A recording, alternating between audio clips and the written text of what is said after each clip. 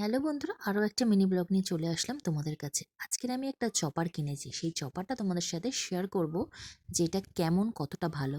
আর এখানে কিন্তু তোমরা দেখতেই পাচ্ছ, এখানে অনেক কিছু কিন্তু চপ করা যাবে। এখানে এখানে লঙ্কা থেকে, পেঁয়াজ থেকে, টমেটো থেকে, আলমন্ড থেকে আরম্ভ করে নারকেল থেকে সমস্ত কিছু চপার করা যাবে। তো আমি এটা ট্রাই করে দেখি কতটা ভালো, তারপরে তোমাদেরকে বলছি। আর আমি এখানে কিন্তু বেশি কিছু নিইনি, একটু লঙ্কা নিয়েছি আর টমেটো নিয়েছি। একটু পরে যেহেতু রান্না করব আর রান্নাতের মধ্যে টমেটো আর লঙ্কা লাগবেই, তাই জন্য ভাবলাম চলো এটা দিয়ে কাজটা সেরে নিই। আর এখানে কিন্তু খুব সুন্দরভাবে একটা কিন্তু হাতল মতো দিয়েছে, যেটা দিয়ে তোমরা টানতে পারবে।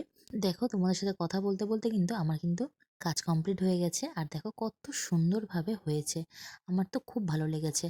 আর এইগুলো কি বলতো, অনেকে ছুরিতে, অনেকে বটিতে, অনেকে করে। তো এইটা দিয়ে করলে কি বলতো, ইজিভাবে 2 সেকেন্ডের মধ্যে কিন্তু এইরকমভাবে হয়ে যাবে। তো আমার খুব ভালো লেগেছে। তোমাদের কেমন লেগেছে যদি অবশ্যই কমেন্ট বক্সে জানিও।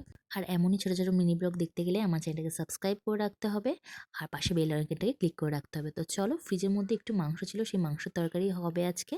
আর হয়েছে বাঁধাকপির তরকারি, বাঁধাকপির তরকারি আর মাংস। ব্যাস, চলো তাড়াতাড়ি করে রান্নাটা করে নিতে। দেখা হচ্ছে অন্য একটা ভিডিওতে।